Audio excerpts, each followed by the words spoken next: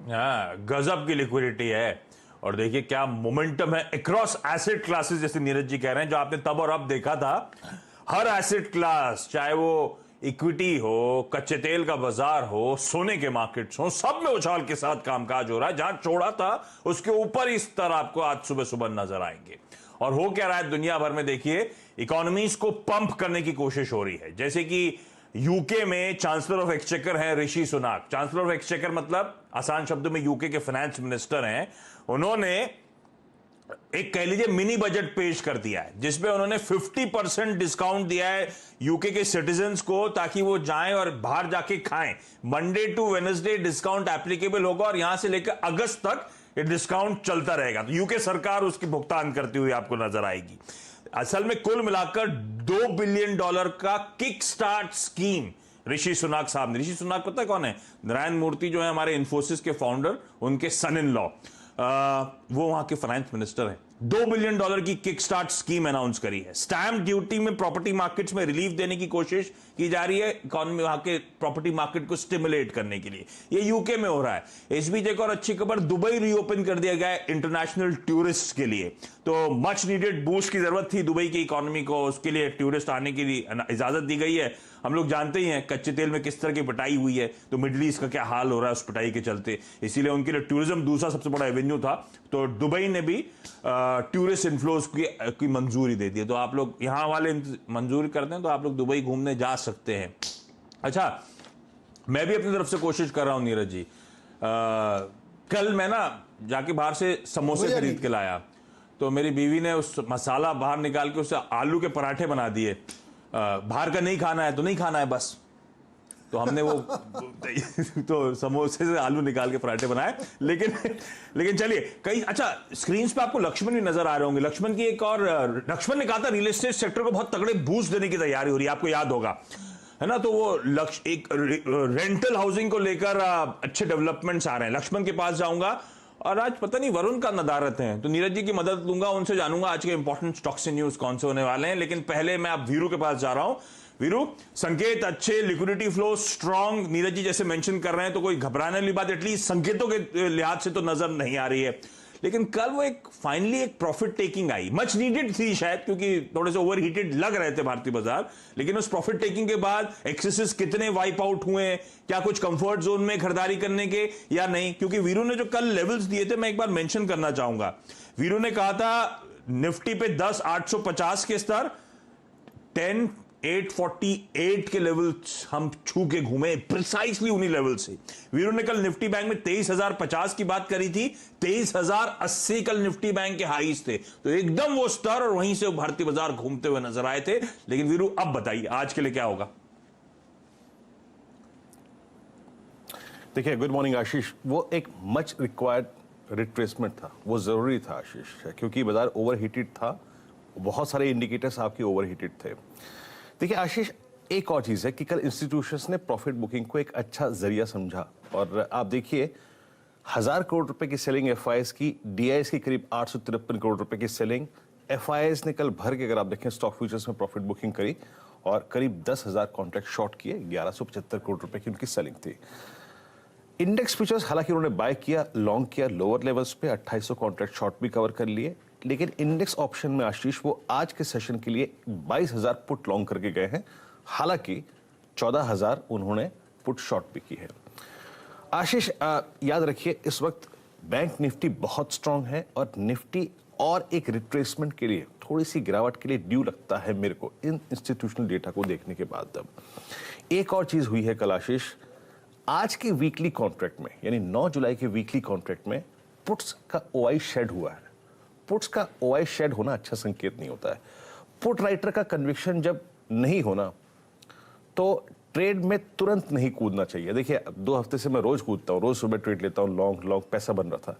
लेकिन मैं आज कहूंगा कि लेट्स वेट। क्यों? मेरा बेस अभी भी वॉलेट नहीं हुआ है, 10,640, 10,680। हाँ, इंट्राडे में 4 पॉइंट नीचे आया था, लेकिन बेस अभी वॉलेट नहीं हुआ है। आज हमें थोड़ा सा वेट एंड वॉच की रणनीति अपनानी है। अगर हम 10,640, 10,680 के ऊपर होल्ड कर गए, हमने टाइम स्पेंड कर दिया, तो हमको मिल जाएगा पुल बैक 70-80 पॉइंट का टुवर्ड्स 840, 850। लेकिन उसके लिए हमें वेट करना पड़ेगा। उसके लिए हमें एक क्लू और कहां से लेना पड़ेगा, बैंक निफ्टी। याद रखिए इसका जो परसों का ब्रेकआउट पॉइंट था आशीष, वो था 22,454, that is 100 day exponential moving average, और उसके नीचे 22,200 से लेके 22,300 400 की रेंज में अच्छी पुट राइटिंग। हमें क्लू, हमें संकेत, हमें डायरेक्शन देगा बैंक निफ्टी। अगर ये उस लेवल को होल्ड करके ऊपर शूट अप हो तो ये 23,050 तक का मूव देगा। तो हमें वेट करना है, इन दोनों बेस के ऊपर दोनों इंडेक्सेस टिके, थोड़ा टाइम स्पेंड करें, देन लॉन्ग। अब आप पूछेंगे कि क्या लॉन्ग करें। मेरे ख्याल से आज के किसी कॉन्ट्रैक्ट में मत अपने आप को फंसाइए, न ही कॉल न ही फ्यूचर्स में। अगर बाजार इन लेवल को होल्ड करे तो नेक्स्ट वीकली कॉन्ट्रैक्ट की बैंक निफ्टी की कॉल ले लीजिएगा और निफ्टी की 10,800 की कॉल ले लीजिएगा। ऐसे अप्रोच कीजिए, थोड़ा सा इंडेक्स को अपना टाइम स्पेंड करने दीजिए इस रेंज के ऊपर आशीष। इंटरेस्टिंग। तो मान लेना चाहिए, पिछले कई दिनों से वीरू मेंशन कर रहे थे बाय है, बाय ऑन डिप्स का मार्केट है, और उस स्ट्रैटेजी ने हमेशा पे ऑफ करके दिया। कल के बाजार में भी वैसे मैंने कहा स्तर ऊपर के भी एकदम छूते हुए नजर आए, वहीं से बाजार घूमते हुए नजर आए थे। लेकिन आज लग रहा है कल के सेल ऑफ के बाद कि ये थोड़ी सी और प्रॉफिट टेकिंग आ सकती है, रिट्रेसमेंट शायद और हो सकता है। तो थोड़ा सा वेट एंड वॉच, थोड़ा सा कॉशियस रहने का टोन वीरू का समझ में आता है। और वीरू स्पेसिफिकली कह रहे हैं कि कुछ इंपॉर्टेंट लेवल्स जब तक होल्ड करते हैं तब तो फिर भी कुछ और गेन्स ईक आउट कर सकते हैं। तो जैसे निफ्टी पे 640, 680 की बात करिए वीरू ने, तो उन लेवल्स को क्लोजली वॉच आउट करिएगा। लाइकवाइज बैंक निफ्टी के स्तर आप लोगों की स्क्रीन पर है। वेट एंड वॉच, एक्सपर्ट्स होंगे चैनल में, अगर लगता है कि आप खरीदारी करने के मौके होंगे तब बाय इनिशिएट करा जाएगा। ये निफ्टी बैंक के लिहाज से बातचीत हो रही है। स्टॉक स्पेसिफिक एक्शंस एक बार ट्रेडिंग बेट्स पहले स्क्रीन पर लेकर आता हूं। चॉइस ब्रोकिंग का आज एक सेल कॉल आता हुआ, अदरवाइज कई दिनों से पिछले बाय बाय बाय बाय चल रहे थे। चॉइस ब्रोकिंग कह रही है टाइटन में बिकवाली 960 950 तक के नीचे की तरफ दायरे खुलेंगे। एक्सिस सिक्योरिटीज कह रहा है भाई टाटा कंज्यूमर में खरीद के चलें। टाटा कंज्यूमर में क्या मोमेंटम पकड़ रहा है, 450 के टारगेट यहां पे लगते हैं। और एसएमसी ग्रुप ऑफ कंपनीज का मानना है कि अंबुजा सीमेंट्स में भी खरीदारी करी जा सकती है 204 के लक्ष्य के लिए। ठीक है, ये तो हो गया ट्रेडिंग बेट्स। लेकिन आज स्टॉक स्पेसिफिक न्यूज के लिए एक तो लक्ष्मण के पास जाऊंगा और उसके बाद नीरज जी के पास जाता हूं। दूसरे राज्यों से आने वाले लोगों को किराए के घर के लिए अब भटकना नहीं होगा। कैबिनेट ने रेंटल हाउसिंग स्कीम को मंजूरी दे दी है। ये रेंटल हाउसिंग स्कीम की बातचीत तैयारी हो रही है, ये मुझे याद है लक्ष्मण ने मेंशन भी कर रखा था, जिसके बाद मैंने प्रेस्टीज एस्टेट जैसे कुछ स्टॉक हाईलाइट कर थे कि इनकी रेंटल्स बहुत तगड़े होते हैं, तो इनके लिए बहुत फायदा हो सकता है इस तरह की स्कीम्स का। तो तब से लेकर अब देखिए अब डेवलपमेंट, कैबिनेट ने फाइनली वो नोट दे दिया। तो लक्ष्मण से ही जान लेते हैं क्या डिटेल से। लक्ष्मण गुड मॉर्निंग, बताएं स्कीम की क्या खास बातें हैं, क्या होने वाला है रेंटल हाउसिंग स्कीम में। कैबिनेट के फैसलों में एक अहम फैसला है रेंटल हाउसिंग स्कीम को लेकर के।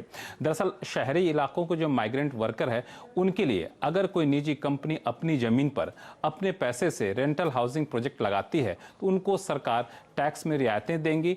इतना ही नहीं, आसान शर्तों पर कर्ज मुहैया कराएगी, एफआर में 50% तक छूट दी जाएगी। साथ ही साथ सरकार ने यह भी तय किया है कि जो भी सरकारी हाउसिंग कॉम्प्लेक्स हैं जो खाली पड़े हुए हैं उसको भी लीज पर दिया जाएगा ताकि उसको रेंट के लिए उठाया जा सके। और इसके लिए टेक्नोलॉजी विकसित करने के लिए 600 करोड़ रुपए सरकार एक फंड के तौर पर मुहैया कराएगी। तो अब देखते हैं रेंटल हाउसिंग स्कीम पे कौन कौन सी कंपनीज उतरती हुई नजर आएंगी। सेंटिमेंट पॉजिटिव पूरे सेक्टर के लिए है। अभी लीजिंग जो होती है वो कमर्शियल रिटेल में होती है, अब देखते हैं हाउसिंग स्पेस में कौन सी कंपनीज एक्टिव होती हैं। धन्यवाद लक्ष्मण आपका। यहां पे एक काम करता हूं, क्विकली छोटा सा ब्रेक ले रहा हूं। ब्रेक के उस बाद नीरज जी से जानूंगा आज की टॉप 3 स्टॉक्स इन न्यूज कौन सी है।